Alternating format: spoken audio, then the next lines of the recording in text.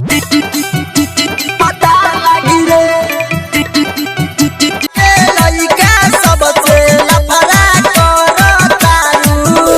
सरैया के छोरा सब यार लगी रे हाय मुजफ्फरपुर जिला तर पता लगी रे यूपी बिहार लगातार मारी रे हाय मुजफ्फरपुर जिला तर पता लगी रे ऐसनली होला तू काल है बिरेक राजा जी लागे भइल बा कमरिया की रेक राजा जी बुझो नहीं बुझाता